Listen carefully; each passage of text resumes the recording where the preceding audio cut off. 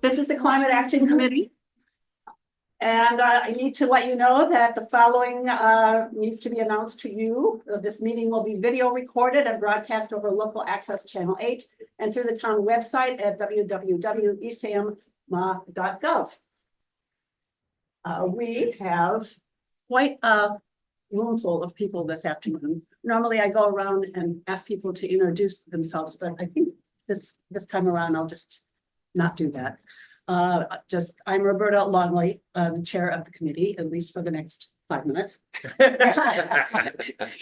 the only other thing I wanted to share before we get into our annual reorganization is that Tom in particular has been talking to a number of excellent candidates relating to spots on the committee. And there's been 4 excellent candidates, and those conversations continue. And pretty soon, I think that we will have both positions filled. So just wanted to let you know where that stands. All right, I guess we'll get right into it. Excuse me, Roberta. Yes. Should I sit there? It's fine. You can look at it. Yeah. Yeah, my opinion. I'm fine. If we're going to do votes. And we have quite a few visitors today, and we also, of course, at the end of the day, have public comments, and so that'll be the time if anyone has anything they want to share. Okay, so at our June meeting, or anytime after that, I heard no nominations for the officers' positions of chair, vice chair, and clerk.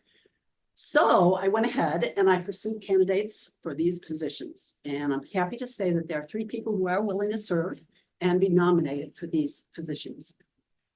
So I'd first like to read the slate of candidates to be nominated and then call for any additional nominations from the floor. And if there aren't any other nominations, I'll call for a motion to approve the entire slate as read. So here is the slate of candidates to be nominated. Tom McNellis as chair. I nominate Tom for chair. Do I hear a second? Second. Roberta Longley, co-chair. Does anyone nominate Roberta for vice? Okay. Second. Okay. Clerk, I nominate John Boyney for clerk. All right. Are there any other nominations from any of these officer positions? Okay, hearing no additional nominations, I'll call for a vote to approve the entire slate as read. Okay, so do I hear a motion from the audience? Approve the slate as read. Okay, second. Did I hear a second? All right. There any seconds? Second. Okay, hearing the motion has been moved and seconded, I will now call for a voice vote for all members to approve the slate of officers as read. All in favor, say aye. Aye. Aye. All opposed, say no. The motion is passed. You're Hey. Pass the meeting on to.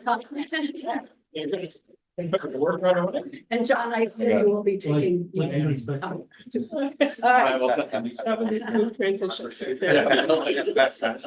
Well, thank you, and I hope to be able to fill the footsteps of all the great things that Roberta has done over the last couple of years, and actually multiple years before that, in getting committees started off the ground and leading us in a great way over the last few years, goals and strategies and actions. So, wonderful. So I've learned from Roberta, so I'll try to fill partially at least your footsteps. So today we have Paul Lagg here with some folks that, Paul, you're going to introduce because I don't know them. Wonderful to have Paul here. For those of you who don't know him, Paul is the town planner, and those are mighty big shoes. It seems like just about everything the town touches ends up in Paul's lap one way or another. And a big part of that is the strategic plan, which is, I think, really distinguishes Eastham from some other towns, and that we have actually a long-range plan that is being worked on and discussed and debated. So with that, we'll turn it over to Paul. Thank you. I'm wondering if, with your indulgence, might take something out of turn on the agenda, though. Of course. Because I don't want to keep Maggie and Adele. They may stay, but I don't want to necessarily keep them if they don't. It's until 5:30. Okay. Well, they are actually the first on the agenda. Okay. All right, we'll do that. Yeah. Sorry, I thought strategic plan was on there. No. Okay, perfect. Then we'll go schedule it. I want to introduce Maggie and Adele, and I'll let them do most of the talking, but I invited them here today because they're partaking in a very innovative program from the Massachusetts Housing and Climate Innovation Center, which is a whole new initiative, and I'll let them do all the talking, but I just thought this would be a great group for them to get to meet and just exchange some ideas and so you can see what we're doing. And I think there is some good overlap. So without further ado, I'll let you introduce yourself. You just tell us about yourself and what HCIC is doing and what your project is. Yeah, so Adele and I are from Mass HCIC. There's 8 of us college students or out of college. I just graduated from the University of Kansas, and then Adele. I go to BC. I'm just Yes, so you want to do like a quick little intro? yeah, about like Just you, yeah. oh, just me. My name's Adele. I'm born in Boston, but I've moved 8 times. My mom is from Lynn and my dad's from Burlington, Mass. And so actually Lynn recently had a huge water contamination issue. So my mom is like, get on that. But I've always been really interested in affordable housing and climate resilience. And so this program essentially is trying to intersect those two things, especially on the Cape where those are a big challenge. A little bit more about me. I'm an international studies major and I'm an environmental studies minor. But again, housing and climate is something that I'm very interested in. Yeah, and then I just graduated from the University of Kansas with a degree in environmental studies and psychology. And we have 2 tasks here. One is to catalog the assets of towns. There's 8 of us, like I said, 6 of us are doing the town cataloging. And then we are assigned to the towns of Eastham and Chatham. And so we've been basically going around to municipal buildings, recording what kind of assets the town has, what kind of problems the town has, just so potential innovators could come in and say, oh, this looks like a place that I can prove my innovation, whatever that is. And so, like, for example, we went to Greentown Labs, which is the North America's largest climate incubator or climate tech incubator in Boston. And we saw what was a paint sealant that could increase energy efficiency inside homes. And so basically what we'd be doing, like in that example, would be to like, let's see, this town hall could use some more energy efficiency. So maybe the paint would like be proven here. And so that way, like this town could be the first to say, oh, we use this, it works. Now we can expand beyond the Cape. You wanna? Yeah, so this, oh, go ahead, sorry. So question, so are you looking at not just housing for residents, you're looking at municipal shorelines as well? Yeah, so Okay. while affordable housing is one of our central problems that we'd like to address, that's also net zero. The towns have all agreed to sign up to possibly invite or to welcome innovators to implement their technology, which can help, push us forward into reaching net zero or just energy efficient housing. So as Maggie had mentioned, some kind of paint sealant, others we've seen is like improving solar efficiency with new coatings for solar panels, preventing flooding with new flood sealant paints, like, because I know a lot of basements and stuff flood. And we had been talking to Paul last week that we could possibly, if there are like private residents that are interested in participating, we're happy to get that information as well. But the main goal is essentially to see what issues that a lot of the municipal buildings have, whether that be flooding, erosion, weather issues, and see what we can do to address that. Yeah, so connecting the innovators to the problems so that they can kind of grow. And then so that's part of our job. The other part is to do individual projects. Adele, do you want to explain your project? It's pretty cool. Yeah, so I'm studying living shorelines and their feasibility on the Cape.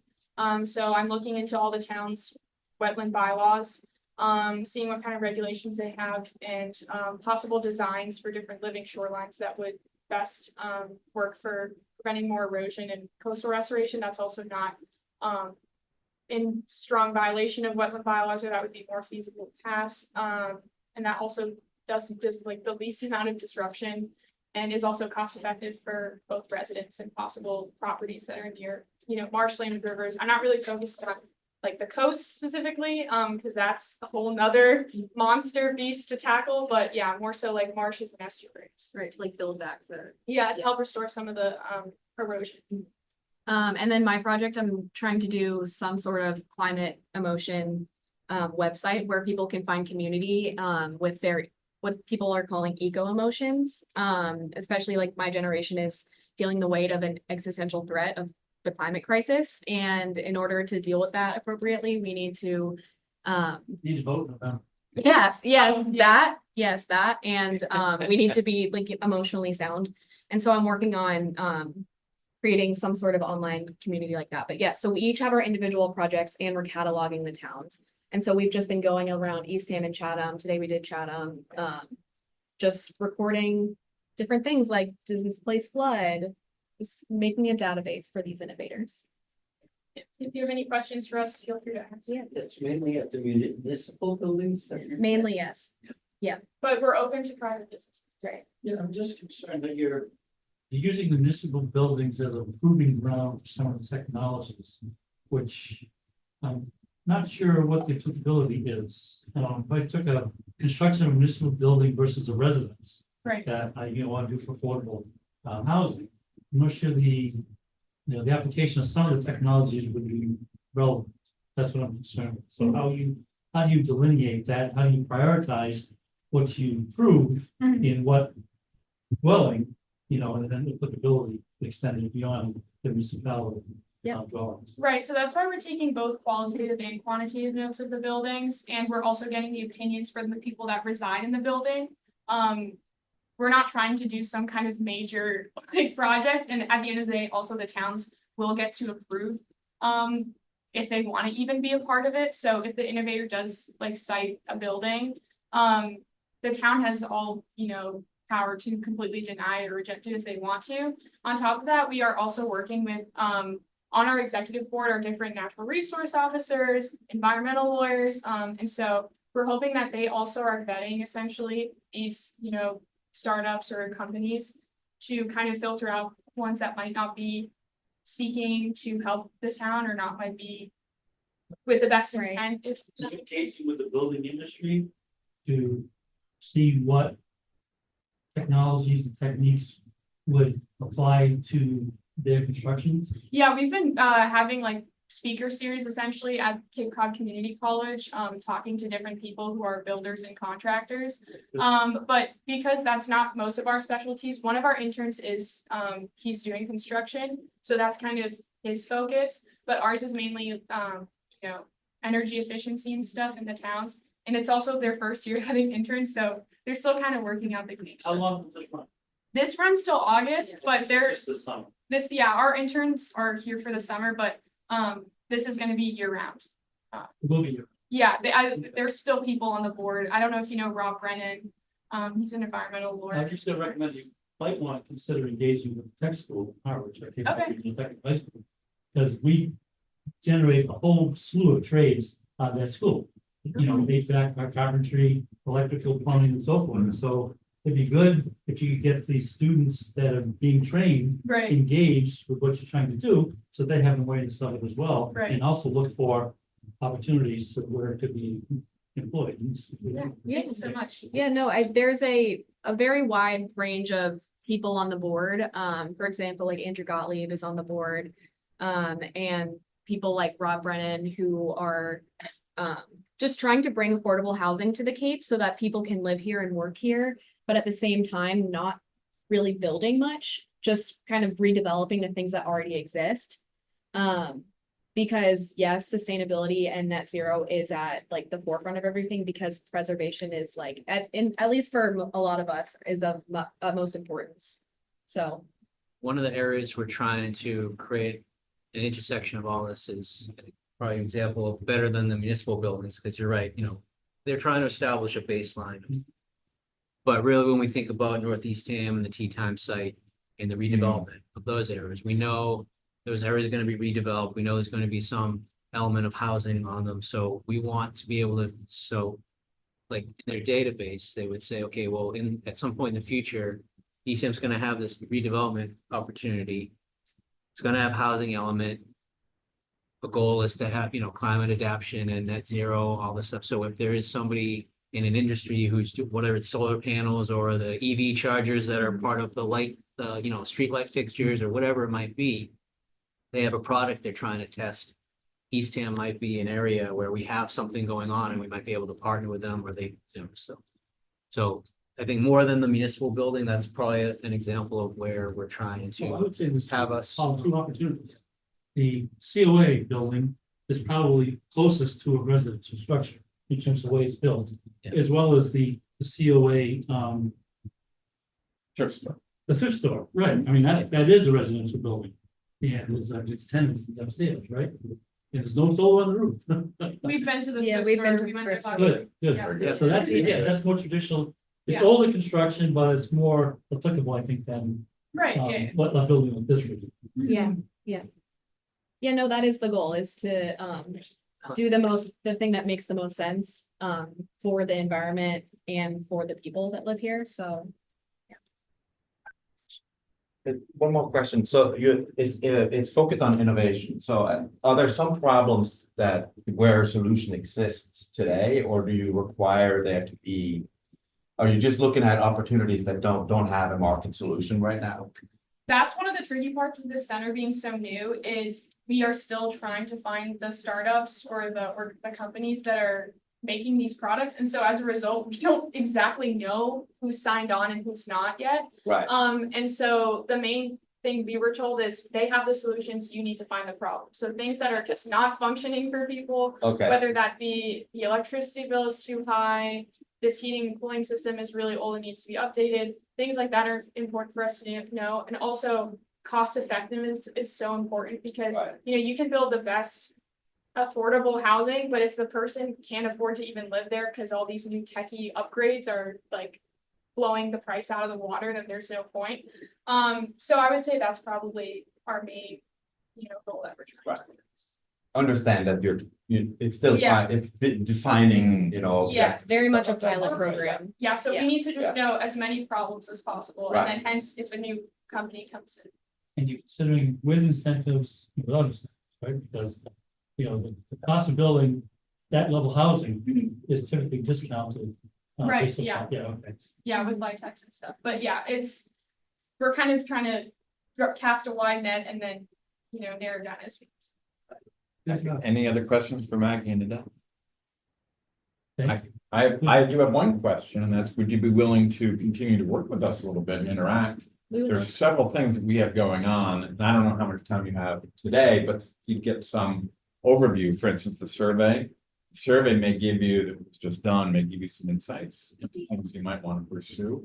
And then our climate action plan, which is starting to work out a long range plan of what we need to do over the next, X number of years. So right off the top of my head, those would be areas that would. Yeah, that would be. That's interesting, yes, thank you. What's the best way to reach? Maybe we can give you guys our email before we. I'll head just out. tear it off on a piece of paper and give it to you guys, if that's okay. Fantastic. Thank you, Maggie and Adele. All right, so thank you, Paul, for bringing them here. This is wonderful. Yeah, no, that's great. Thanks for coming and thanks for the time. So we're on to strategic plan. If you're ready, we'll go to strategic plan. Okay, so just joining me today, Hope Plavin. For those of you who don't know, Hope is the chair of the Board of Health Currently, and currently. Yes. so we do what you just did. And she is a member of the Strategic Planning Committee, and Hope is helping me finalize the strategic plan and get it across the finish line and doing all the hard work that goes into it. So I asked her to join me. So I wanted to really just meet with you all today, touch base, give you kind of a brief overview of where we are with the strategic plan, and then focus in on, so you just see the framework of it and generally what we have. And then kind of go into a couple of the things that specifically talk about the climate committee, things the climate committee is involved with. And then we just kind of want to make sure we're all on the same page, what your expectations are, and just feedback. And generally what the timeframe is, we're hoping to have the plan completed end of September. We are scheduling some status updates with the regulatory boards through in July and August, and then discussion point with the strategic planning committee is just other boards and committees. So we're working out that final schedule. We will have a some sort of a public information Q&A session, something, don't know the format yet, sometime in August for the public at the library. We'll have a draft of the plan posted and, public comment. session, public comment period. And then just like I said, working towards end of September. There's no hard deadline, but that's our, that's our target to have it all set up. So if you don't mind, I'll just share screen, and I have some slides that I put together, and we can kind of walk through it.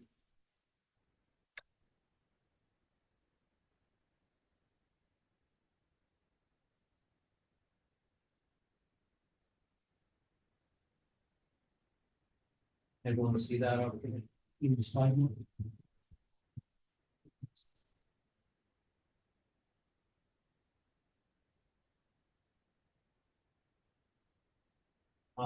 So there's a lot of slides. I'll kind of go through the main ones that I touched on, just the schedule.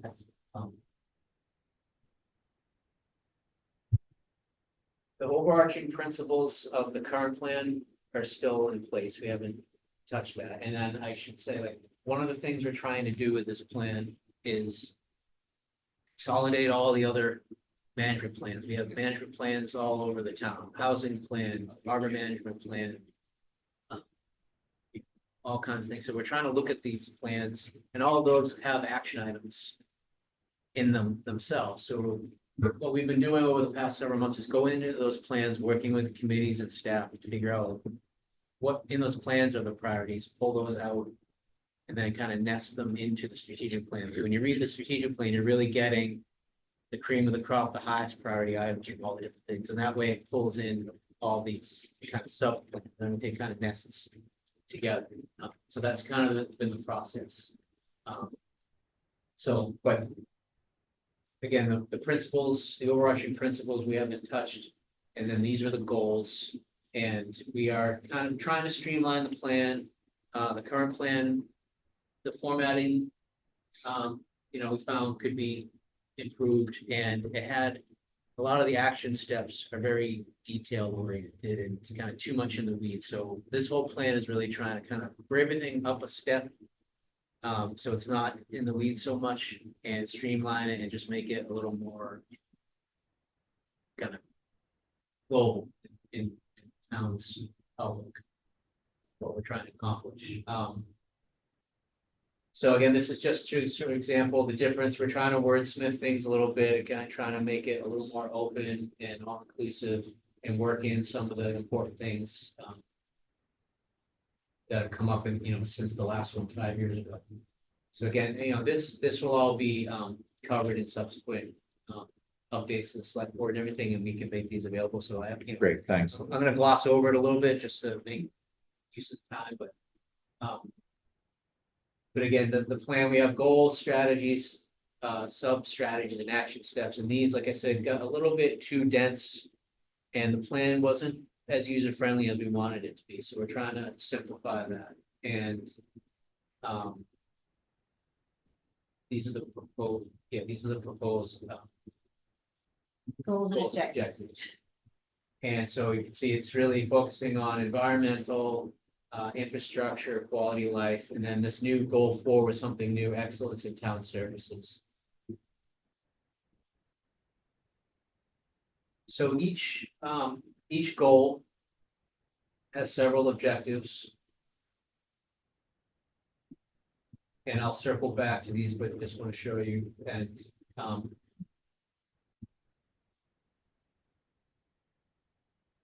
so I'll go to the. Oh, Yes, sir. how are you just making decisions with respect to the goals and actions and report? So how do you prioritize the goal against the cost of achieving that? So is there a methodology for how are you going to, you've got these goals, but how do you know they're for? We don't necessarily. We don't. Good point. So these goals, well,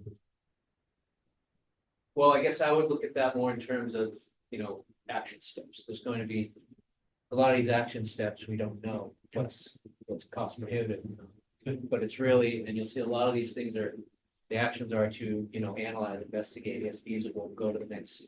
I just wondered if you had a rubric in mind as to how you're going to prioritize, the goals against what the RFP would be, bring back for bids against those, goals at some point. You'll know, you'll get prices, and now you gotta figure out, okay, we can't afford that, we can afford that, so that's, okay. Okay, I think we need to think about that or something. I think that's all right, but I would think about the goals as aspirational, so kind of like as a pyramid, they're at the very top. So we all want a clean environment and resilient community. How we get there and what we can afford to do to get there is a series of decisions, exactly as you described, that will have to be made. Thank you. So I'm just gonna, go over to the.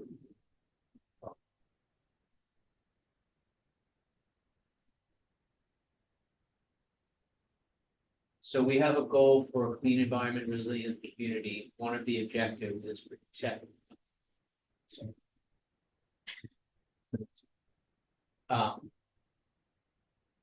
Clean environment, resilient community. One of the objectives is prepare and plan for impacts of climate change. So this is this was not, there was nothing in the current plan like this. So this is where we're trying to integrate. And so we have a number of action steps, and this is kind of what I wanted to get feedback from the group today. So what we have now is, and sorry, I'll make an earlier point again. When I mentioned we were trying to take existing plans and the action steps that are already there and kind of nest these things together. So, I always use the harbor management plan, I don't know why, but that harbor management plan exists.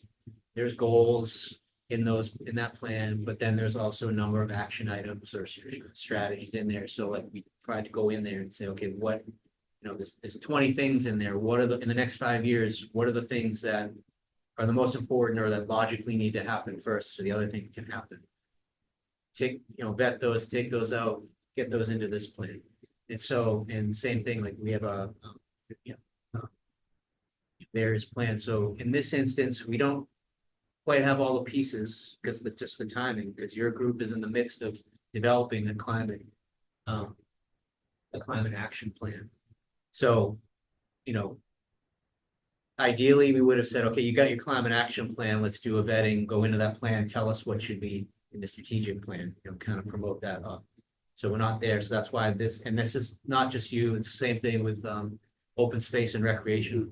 We're in the midst of creating that plan. And again, that's going to have a set of action items. So there's a few things where it doesn't work out, the timing isn't working out. So we're trying to make sure that we get enough into the strategic plan. So as you'll see, like, action step number 1 is simply like, we got to complete the action plan, but we don't want to necessarily just leave it at that. So, we have some other things on other side I'll show you. So we're trying to say, like, and this is the feedback part, things at this point in time where, things that are pretty much, you're going to be in the action plan are going to be a priority. Maybe we can just kind of look ahead, pull those into, or, I guess I would leave it at that. It's just kind of the start of the plan. So, action step number 1, like I said, is simply develop the action plan. We're trying to, put a little meat on the bone about what that would encompass. And these are the notes from Roy, correct? Roy Moroli to give us some notes. So we kind of, this is a draft, and we kind of just putting the language in there as a starting point, so we know as a discussion. So these are just highlighting things that would be specific to the action plan. I'll come back to this in a minute.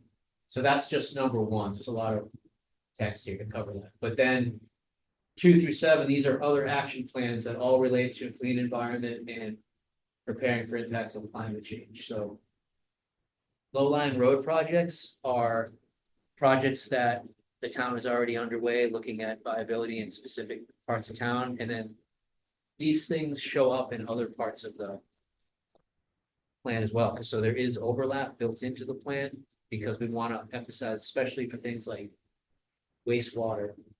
Wastewater is going to drive so much of what we're doing in town. So you'll see, when you see the draft plan, you're going to see, like, wastewater is a priority that impacts climate. It's listed in housing priorities because it's going to drive housing. It's listed in, and then there's a separate thing just for wastewater itself, because it's just a giant project. So again, low-lying road projects, there's a climate adaptation element to that, analyze and implement Cape Cod Commission coastal model bylaws. That's something that I'm looking at through zoning and planning and land use regulations. That's kind of on my list. So we put that here. It also is repeated elsewhere in the plan where we talk about zoning and land use regulations specifically. Conservation Committee floodplain regulations is something that CONSCOM is working on. Increased public awareness, education. These are things that, again, these came from your, kind of your working drafts of things that are out there, your goal, your committee charge, your goal. So we're trying to just piece together as a starting point and make sure we have some coverage there. Sorry again. Yeah. One thing I don't see in there is the evolution of, climate change is going to cause the labor industry to change. For example, you may have increases or decreases in the fishing industry, depending upon what species get affected and not at what time. Like salmon could be gone, oystering could be gone, because the water may get too warm, the tides may get too high to support that kind of thing. But also health too.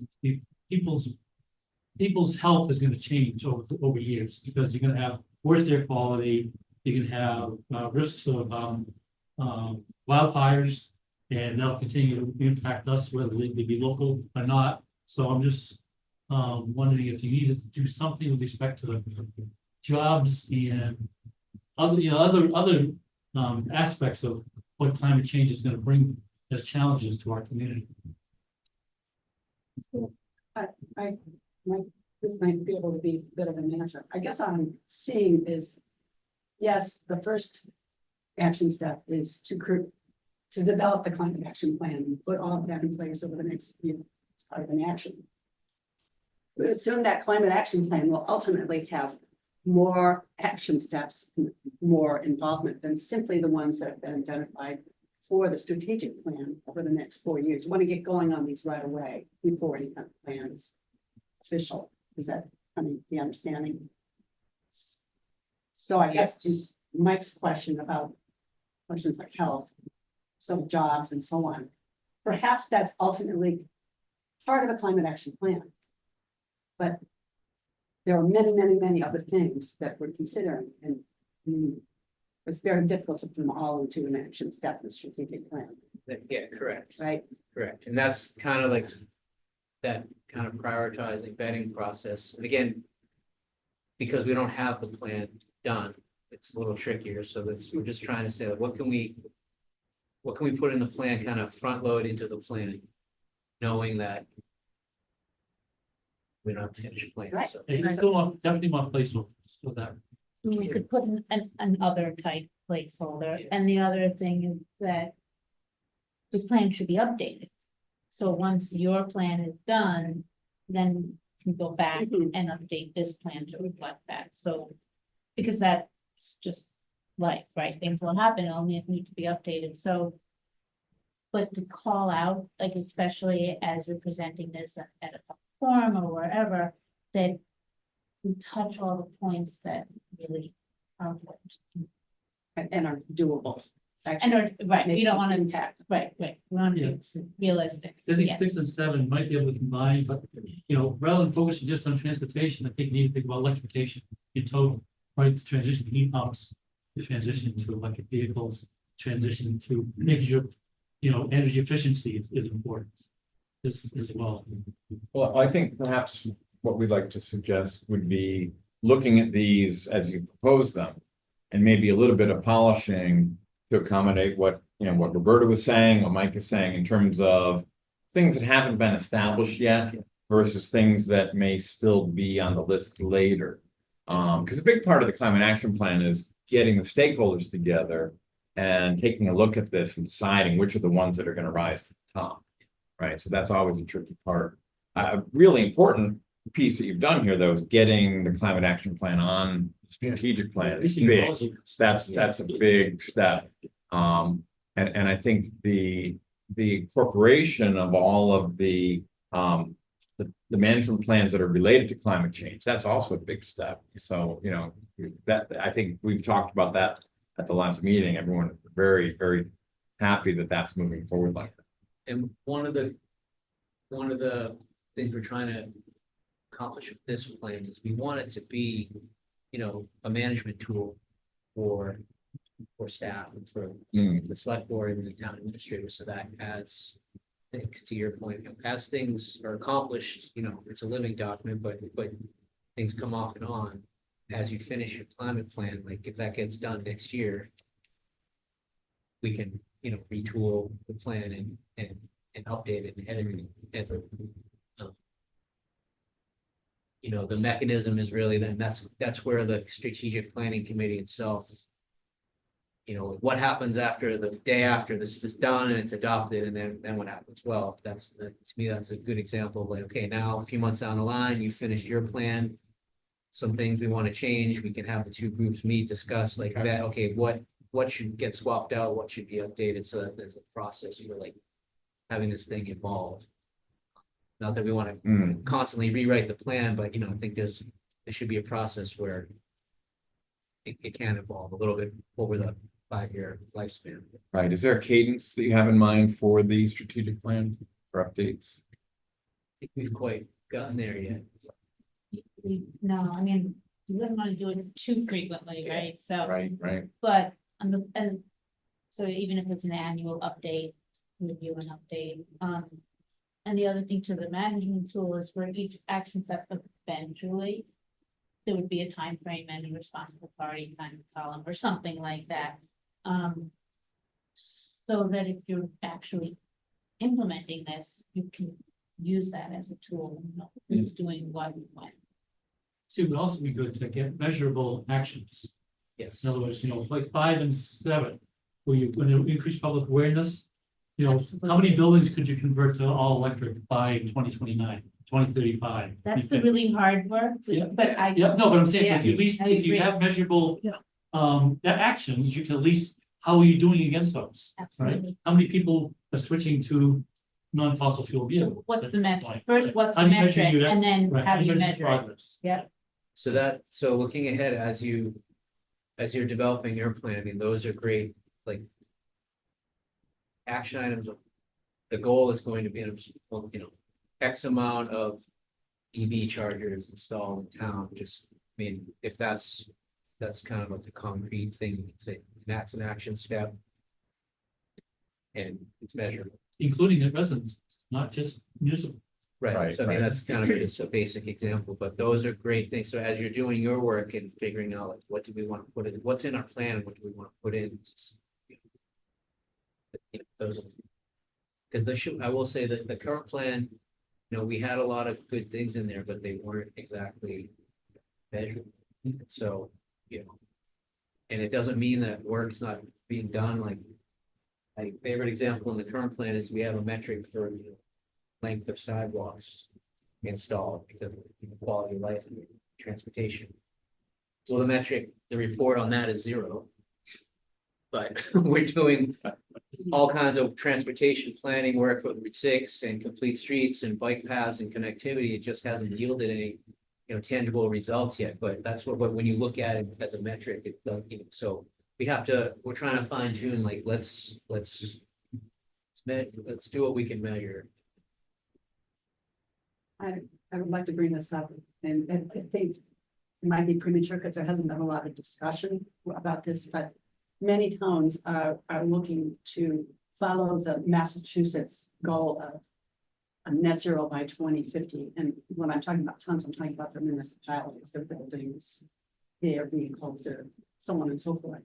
And so a lot of towns are committing to clean energy by 2050. For the municipalities only, and not all residential buildings and that kind of thing. And that's really moving pretty rapidly in a lot of communities. And I would hate to see that not part of the strategic plan. So I don't know if I'm being premature to talking about that, but it would seem like a reasonable goal and something very doable.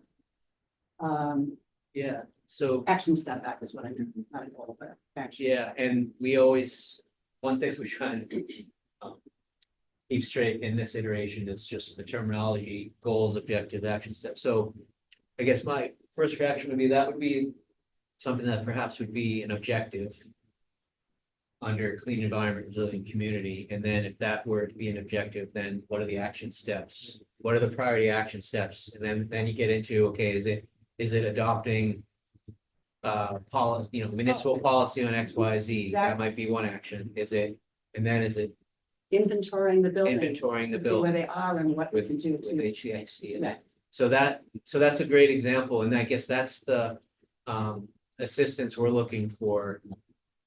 Because we don't necessarily know what should go into the plan, so whether, and it's a balance too, because we don't want it to be too fine grained, because where it's like, step 12, draft RFP to get, we don't want to get that far down, but it's just like, up a couple of levels where we're identifying the higher level action steps. And then, as Hope mentioned, what you're not seeing on here is, there will be placeholders for, timeline and responsible entity.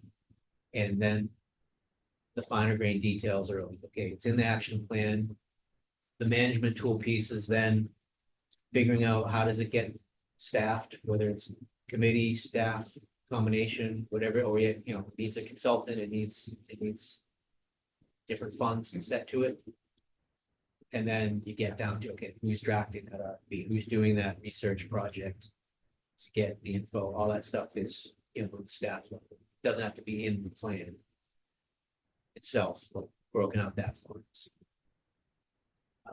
But I would say, like I said, that's the kind of feedback we're looking for, actually. It's Right. what's not in here, both in terms of objectives and action items. Right, I pointed that out. There are many other steps we take in. Much will be included in the plan that isn't quite here yet. But that one stuck in my head because that's something that really needs to begin. Yeah. Over the course of the year. And Yeah. And I would, that fit in. and I would say, your group, you're the point people on this, so whatever you want in the plan, like, it's, we need to get it from you to get it in there, so you're the area experts on this, and you're moving it forward, so then we can then take that, incorporate it in the plan, and then it'll get vetted with the strategic planning committee, and then we'll see what the feedback is through our review with the boards and the public and the select board, so, but at least we'll know we're starting with what is the, recommendation Very good. from the point we want. So, Is there a timeline for which you'd be looking for that in? Yes, please. Yeah. I think, yeah, honestly, as soon as possible is always appreciated, but I mean, like Paul said, we'll be working on it through July and August and then hope to get something before the select board by the end of September. So this kind of the sooner you get back to us, July, August, the better, because then we can make sure it also flows through the entire plan, so that we have our internal consistency. are you meeting in August? Do you have We are, a plan to do Yes. that? And we're forming a climate action plan working group that'll meet more often. So So if this is helpful, if you want to put this on a agenda for your August meeting, I'm happy to come back, okay, work with you on it, and then I can give you all this in advance, so you can kind of get your heads around it, and then at the end of that meeting, we came out with just what you recommend for inclusion. And again, there's always time to fine tune and wordsmith things, but at least then by the end of August, beginning of August, we'll have something in place. okay, very Because good. it'd be great to go out to have that when we go out for the public info session and put the document, so at least the bones are there. For everything. So, Very good. So we will have that ready for discussion at the August, is it 15th or 12th? It's 12th, August 12th meeting. Would you like to get any insights into that ahead of time as the working group starts creating and doing some of the crafting. That would be helpful. You mean just in between meetings? Or- Exactly. That would be helpful. I would just gotta watch out about the open meeting law stuff, so, Our working group I- is subforum. okay. Through your working group is gonna meet Yes. in between now and August. Yes. Oh, okay, Exactly. right, I understand, Exactly. sorry, yes. And just getting insights from you and Yeah. questions. I thought you on- meant just people emailing. No, but what we'll be doing is taking a look at what you have here. We may have some questions on the proper way to levelize the actions, Yeah. say. Okay. So that would be, if there's an opportunity for that, that'd be very helpful. When is the working group? We haven't set that. Okay, all right. Well, if you want to let me know if I can, if you want me to come to that, and I can, I will. Okay. Otherwise, I'll plan on the August 12th. But yeah, that would actually be perfect because then, And then we'll have a full discussion at the August meeting with the full Yeah. committee. yeah, that'd be great. Excellent. Okay. Very good. Well, I'm happy to answer any other questions on strategic plan now, or just wait. Any questions for Paul? Good job. Look forward to engaging. Thank you, Paul. Okay, thank you. It's evolved quite a bit since we talked in November. In terms of a lot of changes. Yeah, and I have to hope is really responsible for helping us streamline and get it into a more workable document, so. There's still obviously lots to be done, but all of these discussions really are gonna help make it that much more useful. Thanks for sharing. Very good. Thank you. So you're certainly welcome to stay if you wish, but I understand your time is valuable. All right, so we're gonna move on. Our next agenda item is coordination of requests to the town. Do we, now I think Shane is online. Shane, are you still there?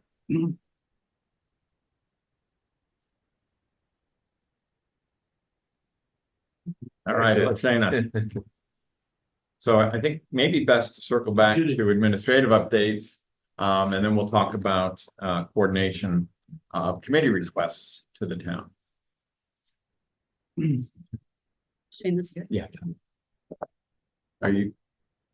We can't hear you yet. I'm sorry, my Okay, there we go. not working. Very good.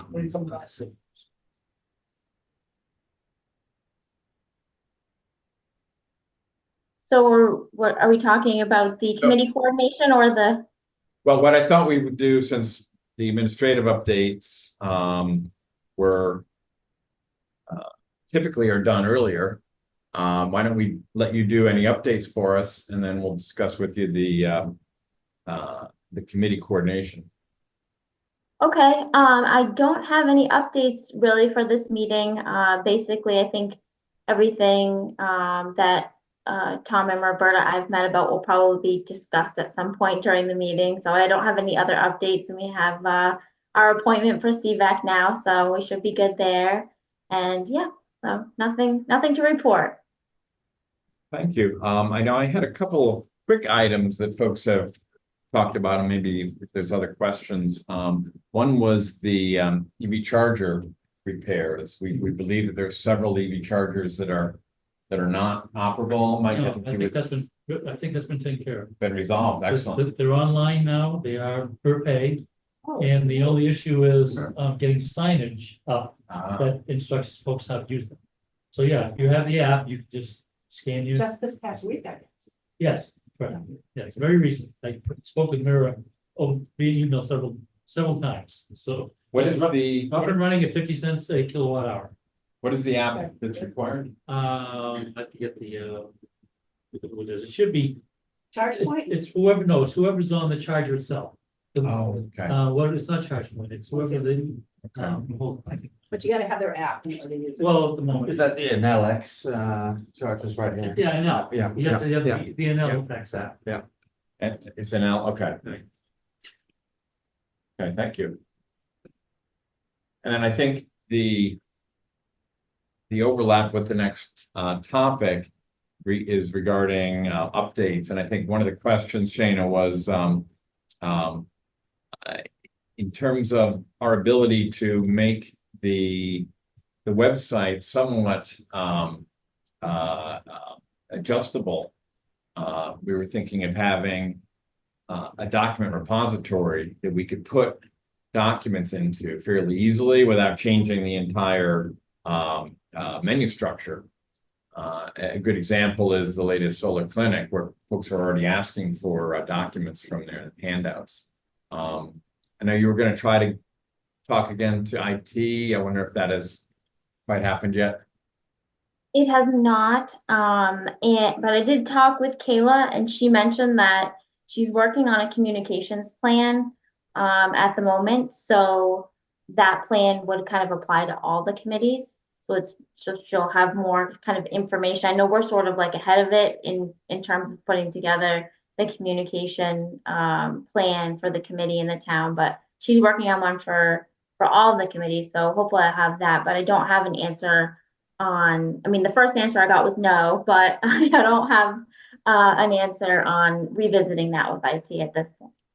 Okay, thank you. All right, well then, So just to notify that, Tom, regarding the EV chargers.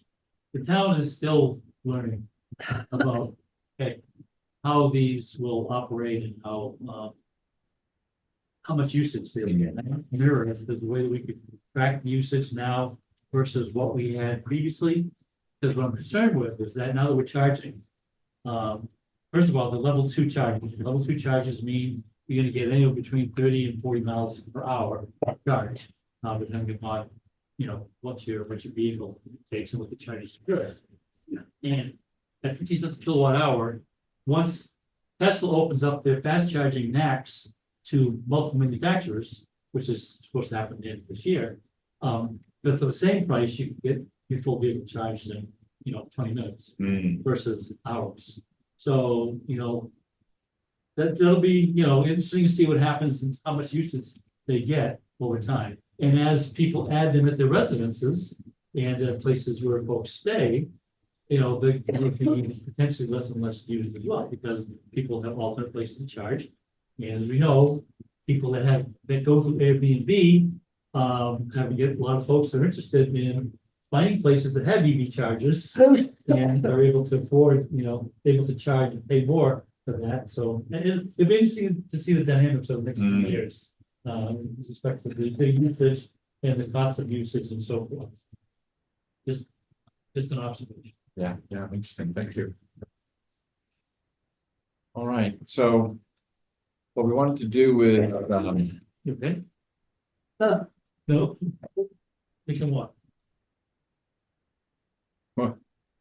the next item was agenda item is to talk about the coordination approach between the Climate Action Committee and town staff. And I think everyone has a copy of everyone on the committee has a copy of the proposed approach, which is something we introduced last month, I think, Roberta.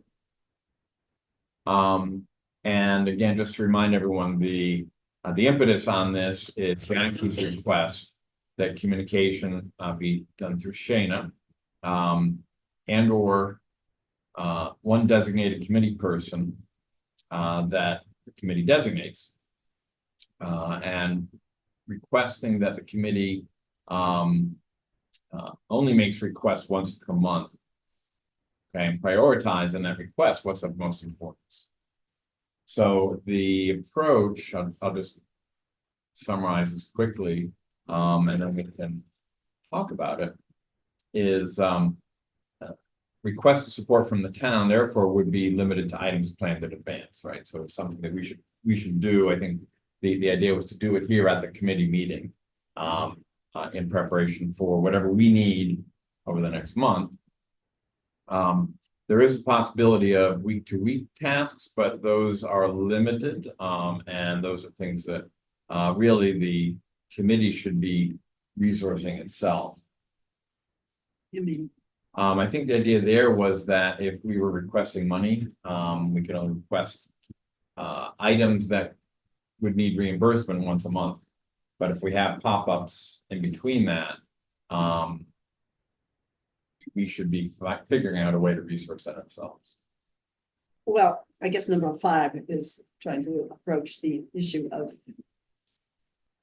events and programs that we have, and that what we should be thinking in advance about what those expenses are, so that it can be budgeted, rather than as we go along, we discover we have expenses, and then do we pay for it out of our own pockets? Do we ask the town? So the idea is to create more of a planning environment for expenses. So I wonder if number 2 is And not needed then. well, it's not just expensive, right? I don't think it's, I'm trying to use the concept of week to week versus month to month to distinguish what we can even get support for, whether it's labor or reimbursement of costs. So a good example would be if I showed up and said, we've got a clinic coming in 4 days and we need 50 copies of a document, that would fall into the week to week sort of request, and they would have to say politely, no, we can't do that. We can plan it in advance. I think the idea is that if you have an event, you're thinking forward about what you're Right. going to need, and you think about it Right. month or not months ahead of time. Exactly. And then that Right. monthly request includes all the things that might be needed for getting that. That's the goal, right? I think it's the idea is to try to help us plan. And number 2, I think when you use the word resources, I think you were thinking about spending money. Was that what you were thinking of? Well, I think John's example is a good one where suddenly, we forgot we needed 50 Yeah. copies. So Right. that needs to be resourced. Mhm. The human being going to the printer, and there's a certain amount of dollar Yeah. cost that you could attach to that, but it's basically somebody's time. With that example, Or somebody going to Staples or someone running it on their own Right. printer if they have one. right? But we could certainly, if you think number 2 needs to be stricken, we could do that, because it does seem, in the context of what you're saying, it seems a little bit vague. In theory, it's covered by number 1. Yeah, Yeah. Right. yeah. Just strike number 2. So why don't we strike number 2? All right, number 3, Shane is our designated point of contact with staff. And I think, Shane, the way we interpret that is that we would be sending requests, be it to Kayla or others through you. Is that a correct interpretation?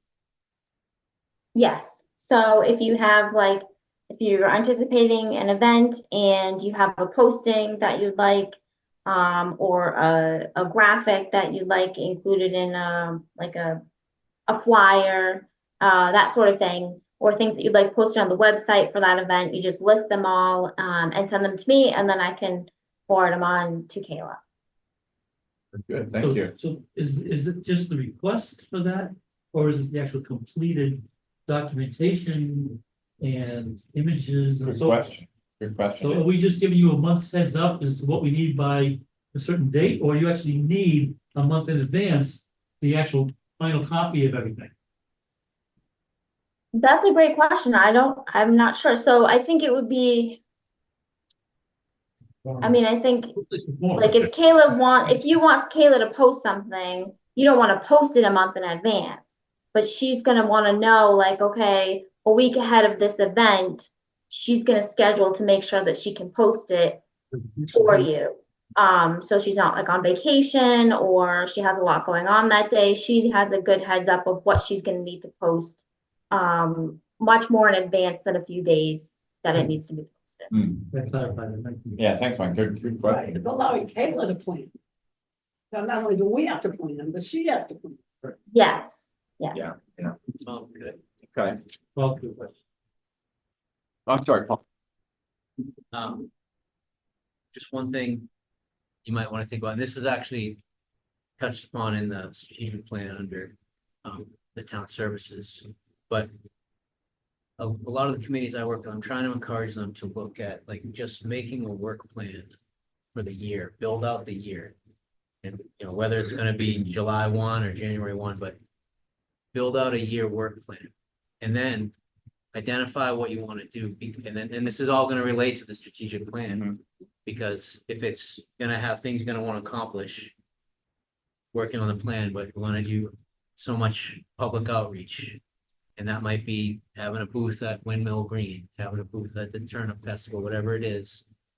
You're gonna need signage, you're gonna need copies, you're gonna need whatever the content is, but if you're building all that out well in advance, then you're gonna be able to identify, okay, well, we're gonna actually need somebody to help design a nice flyer that's gonna catch somebody's eye, actually wanna read it.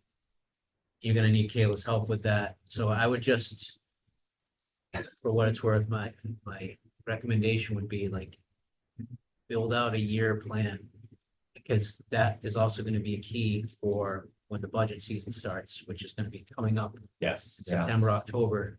Because if your committee's gonna need funds, that has to get, and obviously you work with Shane, and Shana knows exactly how all this works, but if she has something to take to the budget, it's based on, and then it's always good because they say the committee has looked out, they've plotted out a whole work plan for this year. They want to do X, Y, Z. They anticipate they're gonna need this much funds, whether it's to pay for copies or get a sign or whatever it's gonna be, even if it's to hire a consultant to do some specialty project. And then Shana and Kayla and whoever else is gonna be able to plan out. Because if you come in with a month, and I understand it makes perfect sense why Shana and Jeff want this, because you're not coming in at the 11th hour, you know, but if you even just thinking more long-term, and then you still got a month, then you know when the month's coming up. So everyone's gonna know in December. In October, you can start working on it, like, now we gotta get the content ready for the December thing, because the flyers gotta get created, printed, whatever it's gonna be, or, you know, still thinking old school with printing things, but. A great idea, and luckily we have a strategic, well, a goals set for the year, which we can easily add that on to. I think it's a great idea where we would have specifics, you know, timed out during the year as to what we need. So that's a great idea. Thank I you. would just encourage, it's because things that have the plan, and it's just way easier to come in and justify why you need the money or the staffing, and you're giving plenty of advance notice. Kind of wondering if the timing on it. Shayna and both Rich said, I think, that the kind of the development of the budget for what's proposed at town meeting in 2025, essentially, which, you know, is a year from now. That's gonna be worked on in September. So all of that information needs to come in really close to a year before it actually. Yeah, becomes so you available. really need to start in the fall, you should really want to have at least some idea of What the this. needs are. Yeah, and like, so in my department, I have a line item for committee expenses that I built into it, because of the committees I work with, because this has come up over time. Well, we want to buy a banner for Windmill Weekend, because we're gonna be up there with a table. You know, there's just not $500 laying around, you know, it has, everything's gotta be accounted for, so So I- September, October, really, yeah, that's. for the coming fiscal year, which is 2025.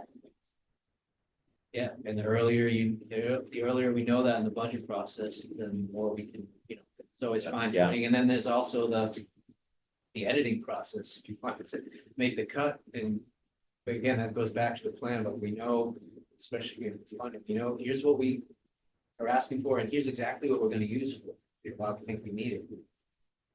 It's a great idea, and also helps us level set our expectations. So if we're reaching too far on something, we'll have to find a, you know, alternate way of doing it if the money isn't there. Right. Liquid And then- budget. Yeah, And very that's good. also gonna help you in your strategic, because a lot of this stuff is gonna be a little minute for what you do in the strategic plan, but it's still gonna help you focus, like.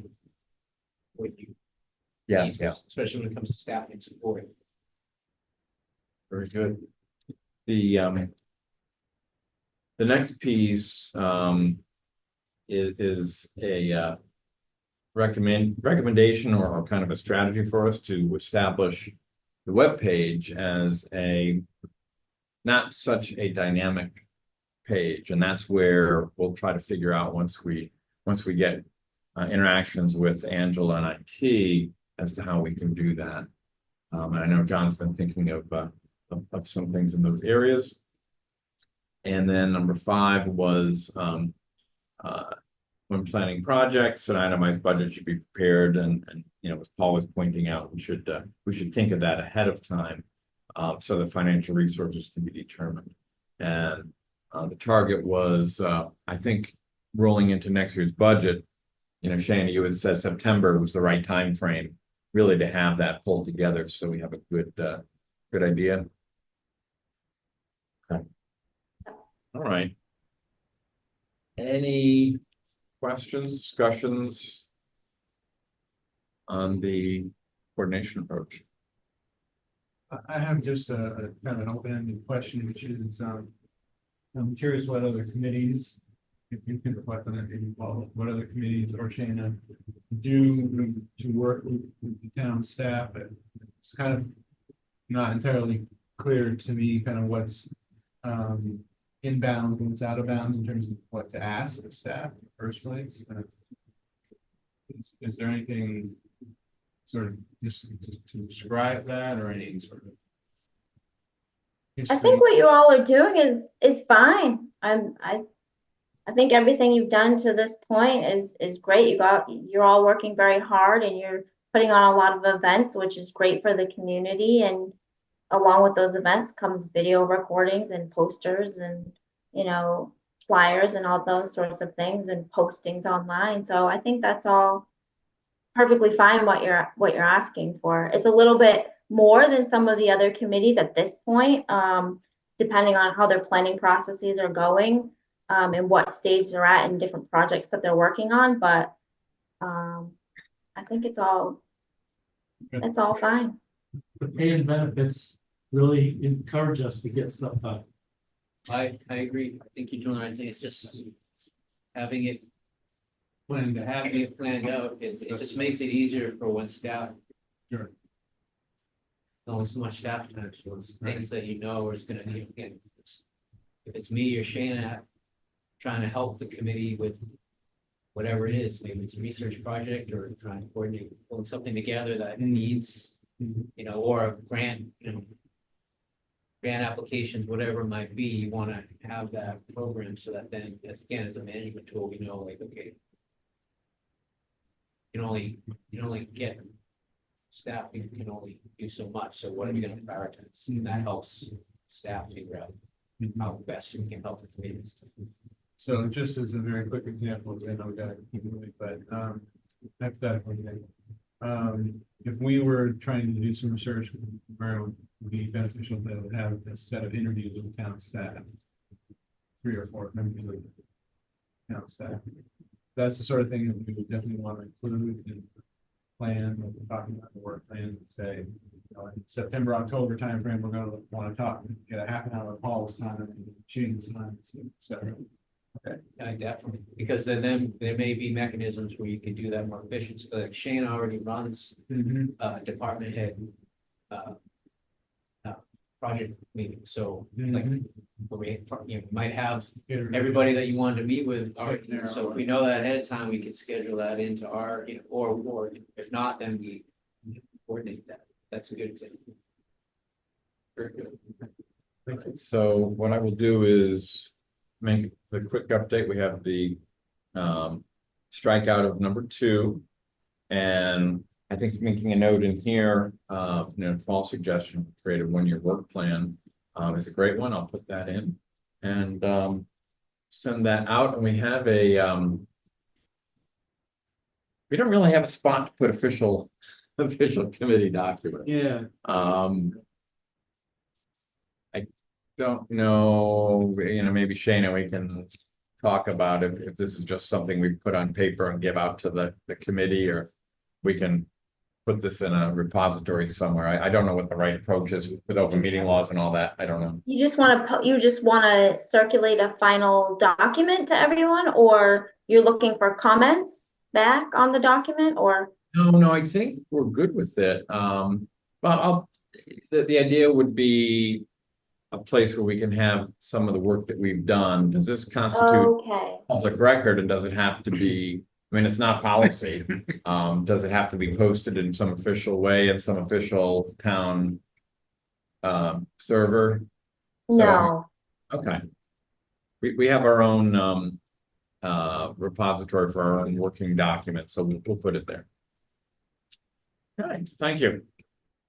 So moving on, solar working group, John is going to talk about the Yeah, just a couple of clinic. minutes on the solar clinic that was held on June 22nd.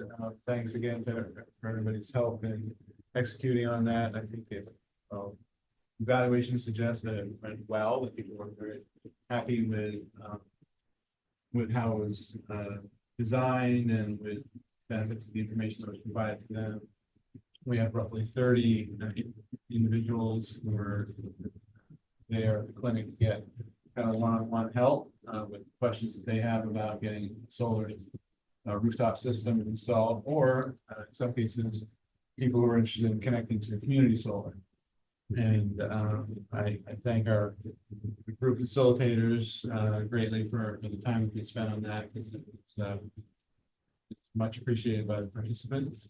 And people felt not only that the information was valuable, but that it was going to have an impact. This is something we're always careful to ask. It's likely that their experience with a given event is going to have an impact on the decision. We can't necessarily trace all of those down, track people down and say, do what you said you were going to do. But people clearly felt like this was information that mattered to them and make a difference. And on that note, to the follow-up from the clinic, there are a couple of basic things that we want to do to follow up. One is we've compiled a set of, we're calling FAQs, questions, things that we heard going around the 5 different tables on the clinic, things that we heard from either very forcefully expressed or expressed by more than one person. And we compiled a list of roughly a dozen, I would say, of these questions. And then the working group at its most recent meeting a little over a week ago started to answer those questions and then farmed out to individual members of the working group the task of writing up answers to those questions. So that's a product that we are going to pull together here in the next week or so. I've got input on many of those already. And we will circulate that back to the people who participated in the event. And along with that, we want to let people know that if they want further follow-up one-on-one, that is available to them, and that we would use that communication to start coordinating that follow-up. So that's a great opportunity right there to really help people kind of step over that finish line to do whatever it is they want to do with the solar energy. So those are the main things that we're doing as follow-up to that event. We expanded our base for communicating with the folks from community businesses in general. Pretty much everybody who participated wanted to provide their email address, which is great, because it really enables us to get information out and boost participation in the future events. That's everything. Well, it was a very well-run event, and I was very happy to see the enthusiasm on the part of people even before they experienced the event. They were there ready to learn. They were the right people. Right, agreed. Yeah. It's all the marks. And we, So, yeah. Still gotta, Yes, people would have liked to have more time yes, good point. Yeah, there were definitely a few and lessons more learned. unique, more of a one-on-one-ish, so I think that's why. Yeah, I'm remiss not Because people, a lot of people didn't get their answers, their questions answered, but we could have done smaller groups. we can have facilities, We could, right. like Marion's gonna do that next. Very good. All right, sign her up. Good. So, yeah, thank you. And then the other item is a proposed agenda, which you or Mike talk about that briefly. Well, we're still working on getting a follow-up meeting with Rich. Rich had said that when he had time to digest the results of the recent bids for the CVAC RFP, that he would meet with Mike and I, and we would chat a little bit and get his feedback. Now, I think part of that we've discussed, we'd like to maybe get some sort of regular interaction with Rich. There are other items on there in terms of energy efficiency and solar and a lot of things that I think would be very beneficial to have a regular follow-up. So we're waiting to hear from And Rich. we're basically, for still that. waiting to hear from Rich. Okay. Okay.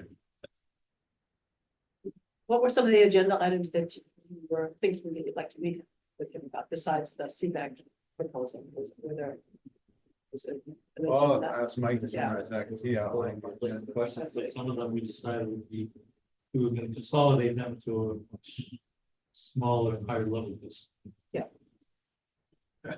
Request, I have to leave at 6 or 6:05, and if we're gonna talk about. She did a survey. I could do it next, please. Good idea. It's on the- Yeah, it is on, next. yes, The next thing on the good agenda. cue, because that is next. Yeah. So why don't we postpone the Rich discussion, we Yeah. can talk offline on that, and really the first meeting with him will be to establish. You know, to try to figure out the dialogue that we were able to establish with. All right, so next, and John, you're gonna keep this succinct, right? Yeah, exactly. Because you have about half hour of slides in there, I think. All right, I'm sorry about that. I definitely won't take that, but I'm also looking to reject them.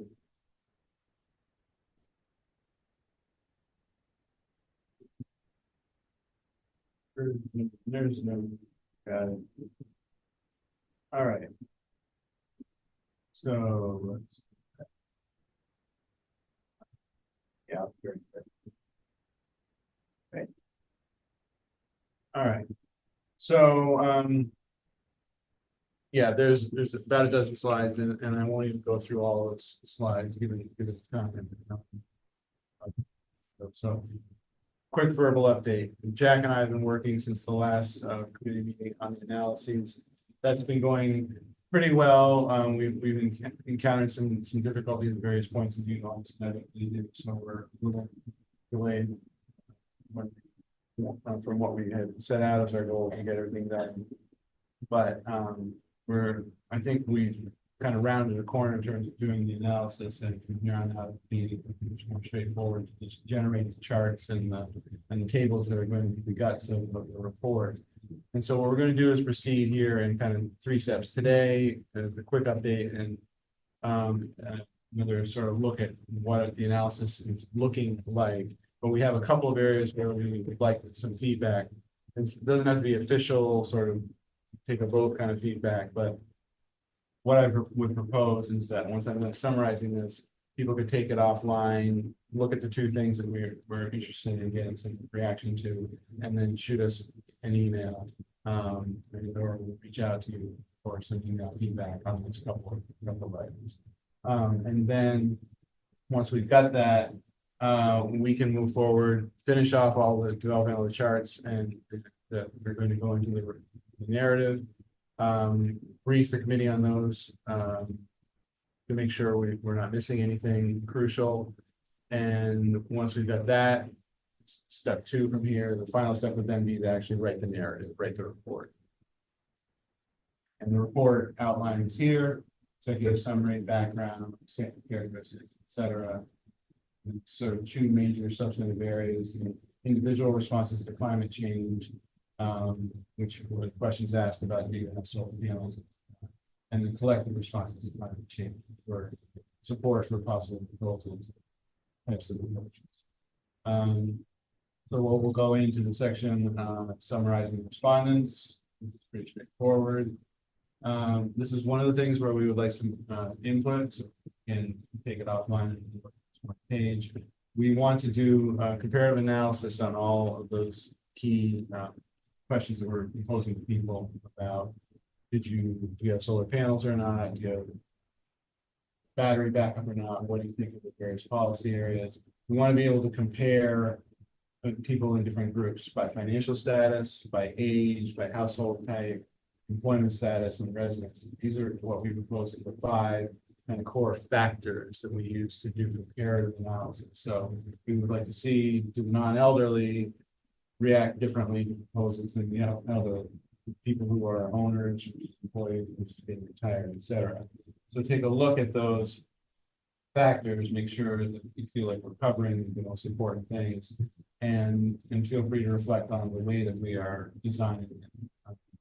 In some cases, combining variables. So, Yep. John, on that one, what you're looking for then is feedback on the 5 chosen factors. Correct. Are we missing any? Are some of these misplaced? Or I mean, they all look Yeah, Pretty when you good. look at- Like, should we use the terminology elder?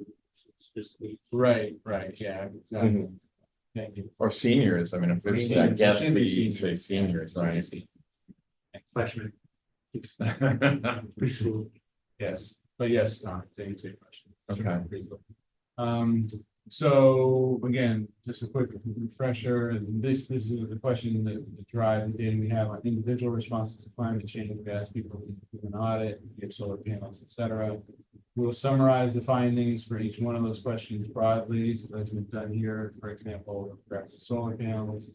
And then we will dive into the comparative analysis that I was talking about. This is a good example of what this is going to look like, where you've got these two are telling you the same story, but one is obviously giving you the numbers in a tabular format, the other's got a chart, but they're showing you comparing technology again, but the seniors versus non-seniors, how they compare in terms of the most commonly given reasons for not having solar panels. So we saw trees and orientation being a problem, some the cost too expensive being a problem for some people. And what we're looking for are any relationships here. So you want to say briefly what's in that table? Exclusive, sorry. So is that telling me that 60% of the people thought there was no financial incentive and they cost way too much? No, it's their column percentages. It's telling you that 35% of less than 65 said it was too expensive, but that's compared to 27% of the elderly. So this line right here. Oh, okay, so it's reading it across, not down. Right, Okay. right. Right, and then the comparison is all cases. So here again, we're looking for some patterns and Jack is highlighted in yellow, right? Right, that just, I mean, one question we'll have to deal with is sort of how big a difference is an interesting difference is 5% or 10%. Right, and we haven't really talked about statistical tests and might be on the table. Just to say, well, yes, this is different from expected value. Right. But in the other tables, you know, they're basically crosstabs of the responses and the reasons for not having a particular item by those 5 characteristics: age, residence, family status, and so forth. Are there, and you folks are doing an amazing job here, and some of this is really tricky. But in terms of correlation, for instance, between seniors and financial status, if those are really tightly correlated, Right. is there does it make sense to show senior versus non for things like solar panels, where perhaps the financial is the underlying driver? Well, we're doing each of them, and I think part of what you're asking is, well, if you take the seniors and break them down into those who are financially comfortable, sort of like this. Maybe that's what, You've been exploring We've that. done some of that. We run into small cell sizes. Right. It's sort of- Yeah. So. But I wondered, do we get into situations where we're making, say, an assumption that, oh, looks, seniors are thinking this, when in fact it's really the correlation to the financial that's driving that? I don't know how you pull that out of the data. Well, you can do a multivariable That's what analysis. Yeah. You still have the issue of correlation, that's just correlation. Yeah. Kind of stuck. Yeah. But you're asking a question, which is a good example of a broader ask that we have of everyone to looking at this material, which is to think about what are the questions that would be of interest to you and or that you think would be valuable as we're developing the climate action plan. Jack and I obviously have some of that coming into this whole project, but we're at a stage now where we really start thinking more precisely and applied way about how the analysis is going to really help not drive, but inform the development plan. So as you're thinking through this, think through, well, here's a question that I would like to be able to answer through the data support our ability to do that. Yeah. What I'm bothered by is that we don't know the folks that answered 2 and 3, if they knew what the incentives were. Did they know what the federal tax credit is? They know what the mass state incentive is. So did they really know what the cost of the system is that they're saying is too expensive, or they just think it's too expensive? Right. That's another concern with. My assumption is perception and nothing more. Yeah, so. Well, Yeah. that's what the committee's role is, providing information. Right. Right. You know, if this identifies what appears to be a barrier, that's something we should address. Yeah, it's a good point. If there's a misperception there, then there's an opportunity to go educate. I'm not gonna do this. The second broad category of material that we have to look at is what I'll take responsibility for. I'm calling collective response to climate change. So we had 2 basic questions here. We gave people 11 different sort of hypothetical proposals, asked them to identify up to 5 that they would support. And then we gave them $100 and said, you're the planner for the town. How would you allocate that $100 for climate change across 5 areas? And so for each of those 2 broad questions, we'll do the same sort of pattern. Summary of the overall, what you've got here for that first question about support for the 11 proposals. This shows obviously descending order, which was most supported designated areas for installing new solar projects, all the way down to use parking for electric vehicles at the far right, almost the far. Last one's actually not hoping to support anything at all. We'll provide this summary picture for the question. And then we need to dive in and again do comparative analysis. And on these questions in particular, it's kind of tricky. Here's the second broad area where we'd like to get some comment from you folks and some input is on how we're trying to approach drilling down while still retaining some clarity on relationships between the variables that are of interest to us here. So here we've taken all 11 and we're showing blue full-time residents, what they said, and in whatever that is, reddish, part-timers, what they said about each one of the proposals. Now, there's certainly some value in this. It's fairly elaborate, fairly dense. So one of the things that we're looking at is looking at just the most popular proposals, right? And doing a comparison there across whatever our groupings are. And the third way we're looking at doing this is to do some clustering.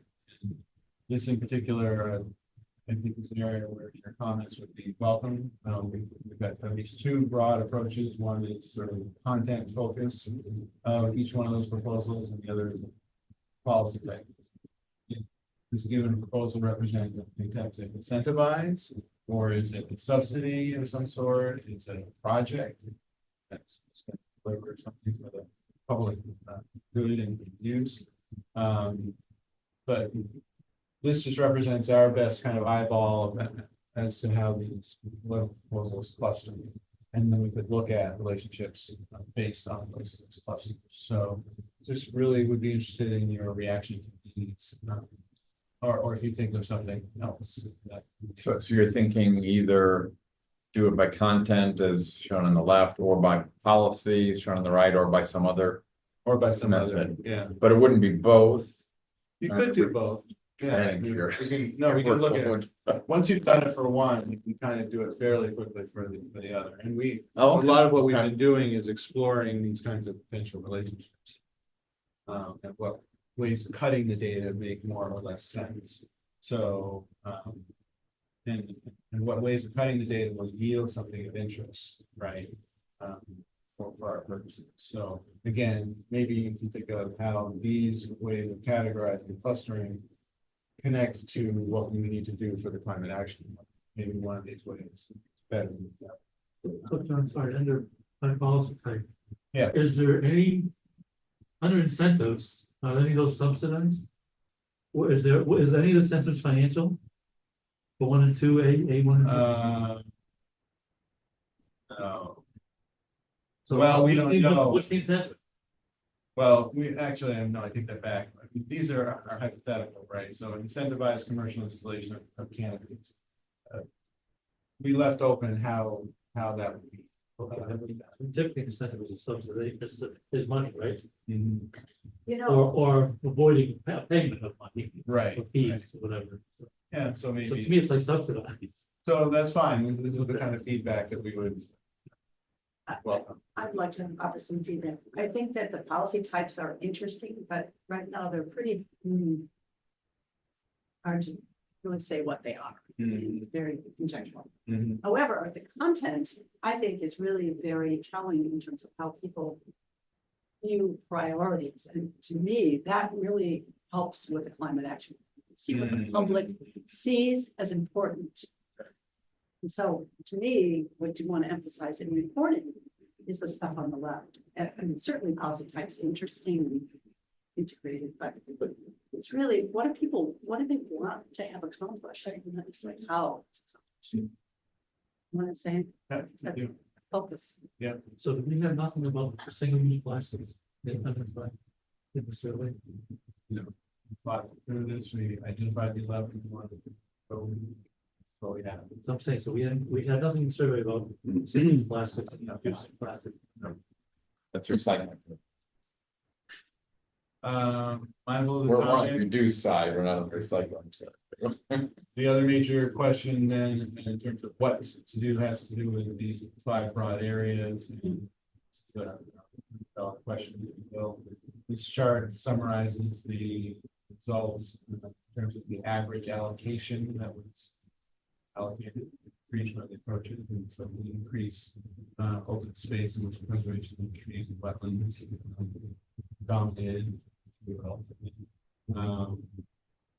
So some interesting, potentially interesting patterns there, and then again, we're going to want to, and we are diving into looking at comparisons across the groupings. Here is again residents, full-time versus part-time residents, and how they differ in terms of how much money they would have allocated to each one of the 5 areas. Okay, so let me clarify on the average increase of open space. Yeah. Do people really mean more wooded space or really open? Open doesn't do anything. Word is Of the wording. Meaning So it's what undeveloped they- land, not Word is developing anymore in Eastham is what it means, I think. to me. Increase open spaces, preserve trees and wetlands. That's the word. Meaning you conserve, what increase open spaces to me means you're conserving. If something's up for development, the town buys the property, Preserve. whatever. Okay, open meaning currently available to develop, not necessarily open like in field or scrub or barren. And I talked about this, I think this is, we think, Jack's didn't work.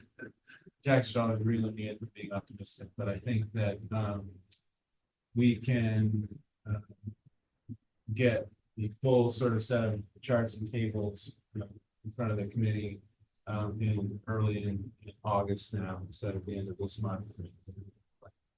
And then get the report written, by the end of August. I think that's pretty realistic / aggressive. But we welcome your input on the things that I've noted. And what I'll do is just send a message around to everybody by email after the meeting, just to remind them, here's the ask, here's the specifics. And then, And remind to only respond to you. yes, Do not respond to all. yes, Mhm. thank you.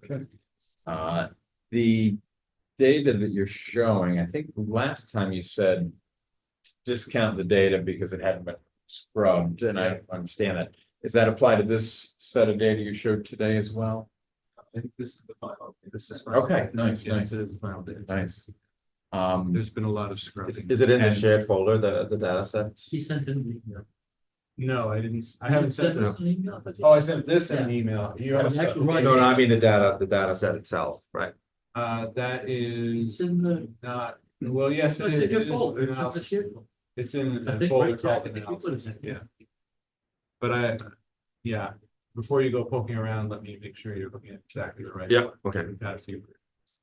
Certainly tremendous amount of work that you've been doing here, so huge thanks to you for that. Yeah, Yes. Do we as a committee think that perhaps a meeting off, off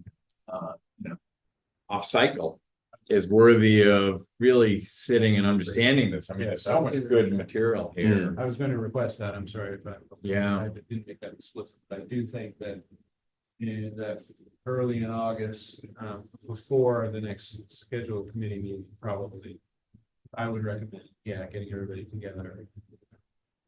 Sort of pour over what we would propose to have before we then try to put pen to pencil to paper. Right. something similar back in the winter, I think, with convention survey. Remember, it was a Yes, we separate meeting, Yes. there were a lot of things that needed answering. Right. So it was devoted to that. Exactly. Yeah. It could even be it could also be a Zoom meeting, or Sure, combo, whatever. sure. Having people together is often good, but, there's no reason we couldn't do it. So what's the sense of the committee? That's something. People willing to do it. Do another meeting. Target for Monday, 4:30, typical type of timing? Yeah. Okay, First week in August. okay, first week of August. So that would be, now, John, you said, What date that, strikes, days of the week. what do you think you'd have? I mean, you're looking for input. Yeah, so And- maybe the fifth, Yeah. August fifth, for, again. For, August 5th is a get together. Okay, for the meeting, Yeah. okay, I may have to attend by Zoom. so that works for you for the, We'll make it work. We need to make it. all right. That's wonderful material, so thank you. Yes. Thank you. Yes, and I think it'll be very interesting for the town to see this once we Yes. condense it and have some meaning behind it. I think It really supports climate action. I'm reverting, right, we can't read too much into the results because we don't know necessarily a lot about the details of what folks are thinking. Looking at. Well, that's true, and it's also a small percentage of sample, it's only a sample, but it's a start. It's not a be all and all. I would love to cue this up to the Cape Cod Commission if you're game for that. We're targeting a meeting mid-August with them. As follow-up, I think this is a key part of what we use for the climate action plan, and I think it would be key interest to the commission. Great. Good. All right, the next item on the agenda, and I think we already talked about it in a good amount, was the climate action. Roberta, do you want to summarize what we talked to the commission about? I have our notes here. Well, there were a lot of things we talked about. The commission is sending out the final greenhouse gas emissions inventory this week or soon. Anyway, they promised us to take the term draft off the inventory. And he has promised a one-page executive summary for that. We talked a little bit about the climate action plan and trying to pull together a proposal to the town regarding this. And I think that we've kind of concluded in conversations with Shayna and so on, that some money for a consultant would be super helpful with this in order to get it to be what we would like to create with this plan. So there is some possibility, Steve did say there might be some, what they call Delta money, it's state money, might be a possibility for consultant in 2025. he has perhaps a few pockets of sources. So we continue that conversation, and I think what will really trigger it more is if we can come up with something in writing to everybody relating to a proposal for the climate action. And once we feel comfortable with that, I think we can continue to talk to the commission about it, we can talk to the town about it. We're uncertain yet really what that document's gonna look like. My guess is gonna be similar to what we submitted on the strategic plan. It was a 4 or 5 page document, which gave our committee's thoughts on what should be in the strategic plan. So I think it'd be similar to that. Very broad, not a lot of detail, but just laying it out. So I think that's a goal of this working group. Gretchen now, it's part of Tom and me. If anyone else has interest, again, to get involved in this. He's saying yes, interest. Yeah. No. I already said up here, Mike. Another question, I wasn't, does this consultant position need to be competitive? Well, I'm not sure how that will really work. Do an Part of the- RFP and. Probably, if it's involved with the fund. Shayna maybe has some thoughts on that. It all depends on where the money comes from. I mean, if we're able to successful in getting something from the commission, then we probably wouldn't have to do this. Right, yeah, right. Versus town tax. Yeah. Right. If Roberta is correct, and then also too, if we get a grant and we're already sort of have somebody on board that we're working with, a consulting firm, we don't necessarily have to, but if we just have the funding allocated from town meeting, then we would need to do an RFP. Right. And ideally, we would love to be able to secure that funding, or at least have an idea of it, rather than going through the town meeting process, because even if we're able to get an article on there, that's another year. We're talking another year. So we're hoping to find something that's. John, I'd like to talk to you about the working group. Okay. After the meeting. So I guess Roberta, we'll do a meeting of the working group. Maybe the next week or two, Yeah. right? No, so- Yeah, because we need to get inputs soon to the fall. Yeah. Gary. Just curious, anything we learned from Paul in his presentation tonight that's going to reflect on what you're doing with the commission right now? Should it be integrated into that, or will it be integrated into that in I terms of think your that work what with the Paul commission? has put into the document at this point, this material he's gotten from us. Okay. I see. Yeah. I see. Theory, it seemed that the town strategic plan should have under that goal number 5, one item, have a climate action plan that consists of the following, has some details on. They may have a couple of other actions, but that should be like the primary action. Well, it seemed like he had that, if I Yeah. recall. I mean, it just slid right by me real quick, but it seemed like that was the first thing. That was the Create first a thing. climate action plan. Right. Yeah. Read it was funny. Yeah. Yeah, but then he had a number of other things, or as you noted, were Right. taken from the document that you and I Tom. think what he's saying is that, yes, part of the strategic plan over the next 5 years is to create the plan, but in the meantime, there's things we should be doing.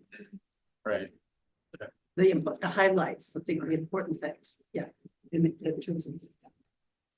Yeah, my only concern is that we don't get too far ahead of the cart, because it would be really easy for someone to say, okay, committee, go do a climate action plan, and okay, committee, go execute it. And what we really want are stakeholders within the town to help set the goals that they will be executing. And so key part of, getting to numbers, right? Mike, you're absolutely right. We ultimately need to be very specific and quantified, but we need the stakeholders to do that. And they need to be part of writing the plan. Yeah. So that's what we're really trying to drive. And that's why, yes, we started out with create a plan. The strategic planning committee would like to get a little bit more meat in there. So that's the take we got to figure out. Okay, next is Windmill Weekend. Any updates on that, Mike? Just from Roberta, I mean, last time I spoke with the contact, I made it known that I didn't want the table in the center. I'd like to be next to Cape Light Compact again, but I want to be on the periphery, since that's where all the foot traffic is. So we are definitely signed up for it. But okay, no one's contacted me since I contacted them, other than she said, you know, about, she can't guarantee it, but she'll try to put us on the outside. That's the last I heard. I didn't hear anything about from the parade, like you just said, you know, like you mentioned that they wanted us to be in the parade in one form or another. And I'm not sure why, or how that's important, personally. I think if we're in the middle, you should tell them you're gonna drive your Tesla. No, last time I brought this. Park it right there. Last time I brought the Tesla, they made me move it, so. No, put it right there in the middle of the. Well, that's what town green. you want to do. People see Teslas all the time. No, it's not, it's not. EVs in the I parade. think it'd be the purpose of the car. The purpose is the sign that says climate action.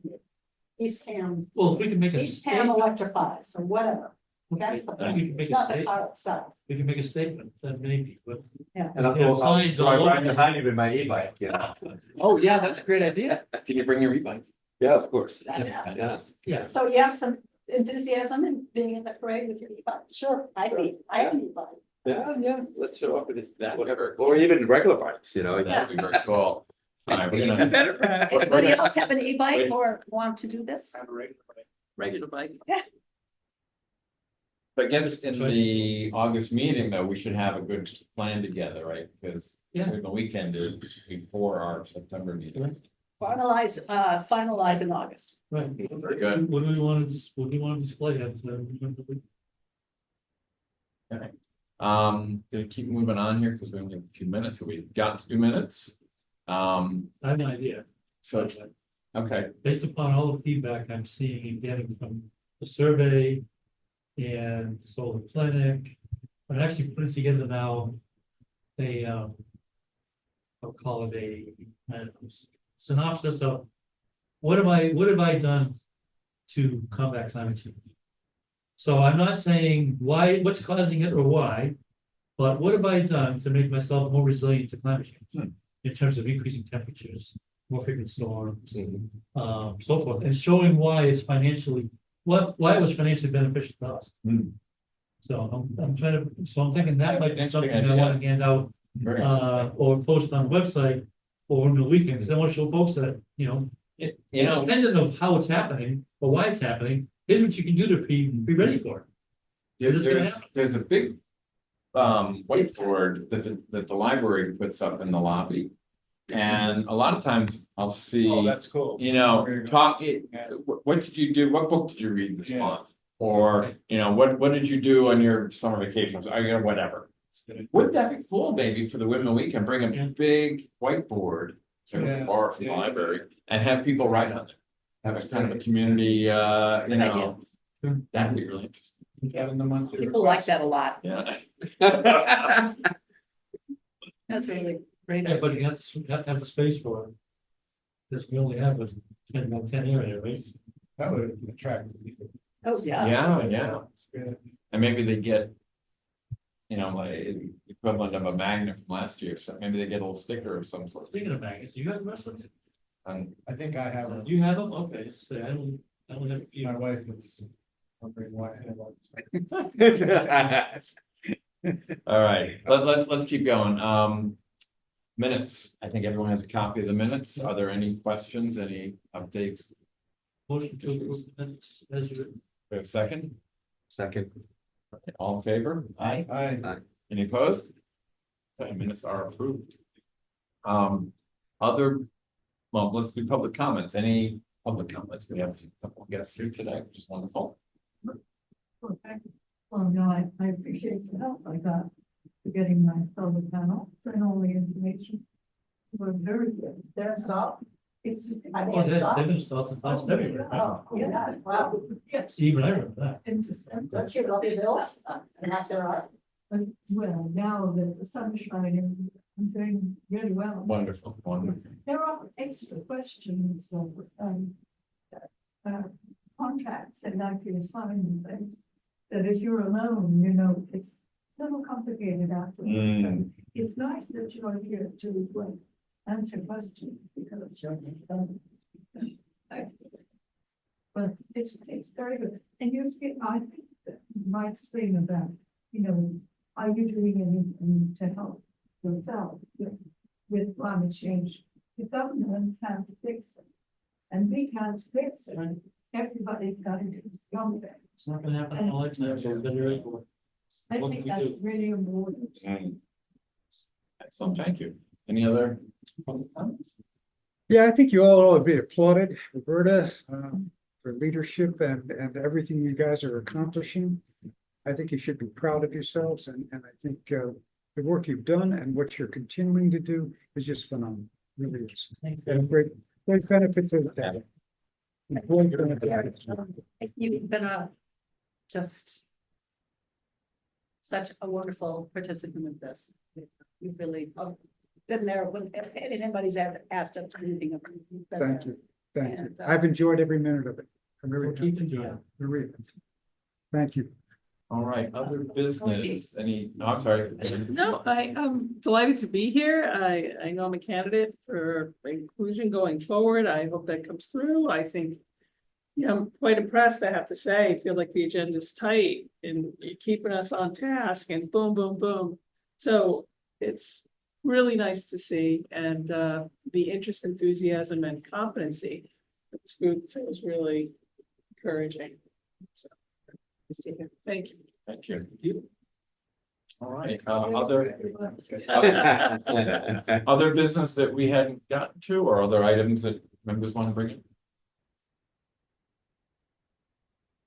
I had a couple quick things. The COA event is September 12th, and that's going to be something that, well, I think it's Thursday, Wednesday or Thursday. So that's going to be a talk. We'll get more of that perhaps next month, in terms of what we might want to include in that. I think we have a lot of good material, that could be included. So it'll be an update to seniors on the 12th at the COA. Inputs to the COA newsletter are due today. But it's Wednesday. July 15th. Oh, crap. Here, I can. Is that something you're able to? Yes. And in the midst of all, Wow. all the other stuff you're doing? Well, it won't be. We're talking about a newsletter. Yeah, so it's like 3 sentences. No, so it's 3 sentences. Yeah, okay, I can do 3 sentences. Okay. So just shoot that over to me, and then Okay. I'll let Dorothy know that it's coming hopefully tomorrow.